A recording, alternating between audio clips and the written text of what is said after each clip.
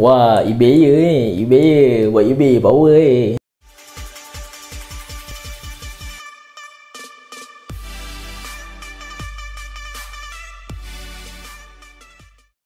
Okay, Assalamualaikum guys. Selamat datang kembali ke channel. So, video kali ni saya tak buat vlog, saya tak buat tutorial, tapi saya nak kongsikan pengalaman saya buat duit dengan eBay. Tipu je. Sebenarnya saya nak ceritakan sisi gelap kalau kita buat eBay. Sebab dekat luar sana ramai orang buat eBay kan. Ramai yang macam, wah, eBay ni, eBay buat eBay power dapat USD kan, dapat duit daripada luar negara, jual bisnes online luar negara, mantap kot. Tapi korang jangan lupa, sebab semua benda ada kelemahan dia. Dan dalam eBay pun, berdasarkan pengalaman saya pernah buat eBay. Saya buat setahun lebih, tapi yang betul-betul saya fokus 3 bulan. Dan dalam 3 bulan ni saya dapat buat sales sebanyak 18 ke 19 ribu. Wah, kaya lah, kaya dia. Tapi itu tipu je. Bukan tipu, maksudnya macam itu sales sahaja, itu bukan profit bersih saya. Sebab kita kena ingat, dalam bisnes kita ada cost, kita ada fees, kita ada macam-macam lagi benda lain yang hidden charge lah.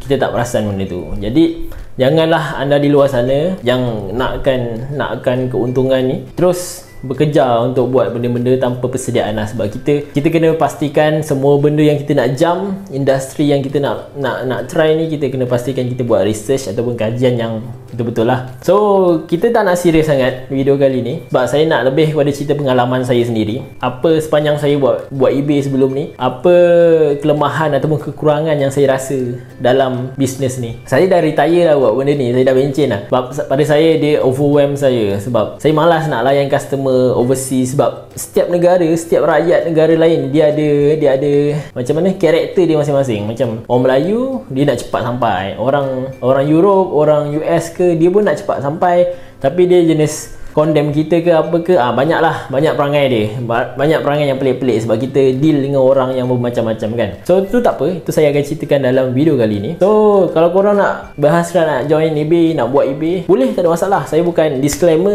ni disclaimer, saya bukan nak tak bagi orang kat luar sana buat eBay. Buat ini memang boleh kaya, sebab ramai sifu kat luar sana ataupun ramai orang biasa kat luar sana yang buat eBay tapi berjaya. Tapi dia orang memang kena face the reality lah. Benda-benda ni memang kena langgar lu, kena overcome, kena duduk betul-betul, pastikan buat sistem, insya-Allah boleh, tak ada masalah, memang boleh buat duit. Tapi sisi gelap saya akan cerita dalam video kali ni. Jom layan dulu video kali ni.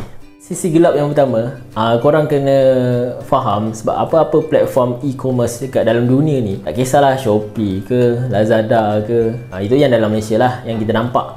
Kalau kat luar Amazon ke, eBay ke, semua ni. Macam kat Korea, dulu saya duduk Korea pun ada Gmarket, kita ada Junggonara, itu platform kat sana lah. Tapi tak kisah, tapi e-commerce lah. Bila kita cerita pasal e-commerce, kita kena faham dia ada rules dan restriction dia. Maknanya kalau kita nak menjual ataupun kita nak membeli, kita kena faham, kita kena follow dia orang punya guidelines lah, dia orang punya undang-undang, dia orang punya law.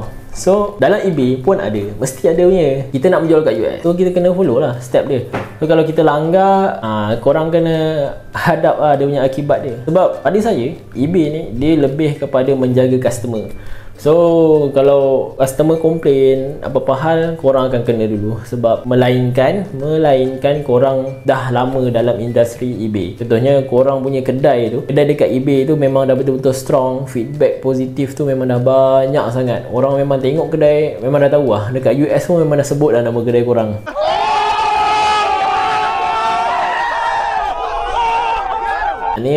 Itu memang eBay akan jaga korang lah, sebab korang bagi keuntungan kat dia. Satu lagi kekurangan eBay ni pada saya, sebab korang bila buat eBay, korang kena jaga dari segi kedai korang tu, decoration kedai. Maknanya gambar kan yang cantik, gambar kena pakai lampu-lampu macam ni, kena pastikan gambar tu macam gambar profesional lah. Jangan gambar-gambar cikai-cikai tu, memang orang tak nak lah. Sebab dah expect apa kan, orang nak beli kot, orang luar negara nak beli, dia orang mestilah lebih menitik beratkan benda-benda macam tu. So lagi, kalau korang buat silap, contohnya korang copy description orang lain. Contoh, korang malas nak buat description, korang malas nak tulis produk ni dia hasilkan daripada material apa semua, korang malas nak buat. Korang cari kat eBay tu produk yang similar, lebih kurang dengan produk anda, korang ambil, kemudian korang paste je bulat-bulat dekat korang punya barang. So tak lama lah memang eBay akan kesan dan eBay akan restrict kedai korang. Restrict ni lebih kurang macam dia hold kedai anda daripada berfungsi lah. So kalau korang nak jual macam biasa tak boleh. So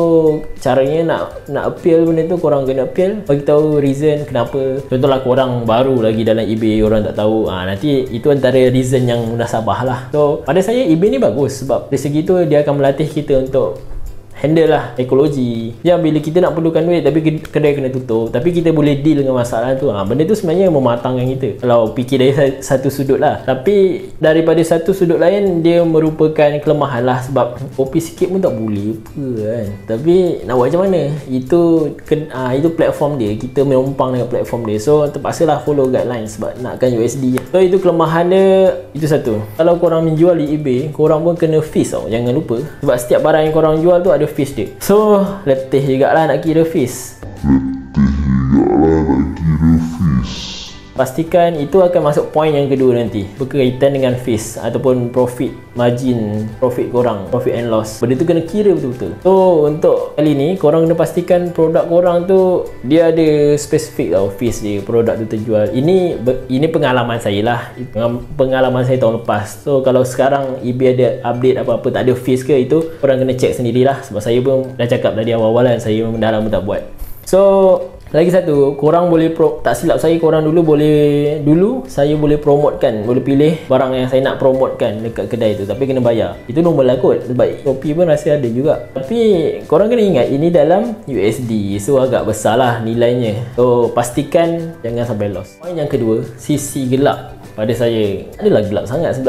Sebab kalau kita buat perniagaan online, kita memang kena kira secara sistematik lah. Kita punya profit, kita punya loss. Maknanya kalau kita salah kira, emang buat bisnes nak untung kan, tapi tak untung, rugi lagi. Maknanya kita kena bayar lebih lagi. So rugilah macam tu. Yang saya nak tekankan kat sini, sebab kita berhadapan dengan USD, berkaitan dengan jumlah yang lebih besar daripada Malaysia ringgit. So bila berhadapan dengan mata wang yang lebih besar, kiraan kita pun kena lebih detail lah. Sebab macam saya cakap, eBay ada fees dia. Lepas tu shipping kita pun lebih mahal. Shipping pun nanti saya akan terangkan juga, shipping pun ada fees dia. Lepas tu nanti ada pakai e-wallet nama PayPal. Mungkin PayPal sekarang dah tak pakai, tapi kalau ada pun mesti ada fees juga. So benda-benda tu kita kena masukkan dalam Excel. Tips saya, kalau korang nak berniaga macam ni, pastikan pakai Excel. Korang kena kira betul-betul, listkan semua, dapatkan jumlah yang berbaloi untuk korang buat bisnes ni. Sebab kalau korang tak kira betul-betul, memang sedih nanti, tak untung tapi dapat rugi. So sebab fees dia lebih mahal daripada biasa. Kalau korang berniaga kat Shopee, jual kat Malaysia, dia lebih simple sikit lah kalau berbanding dengan luar negara.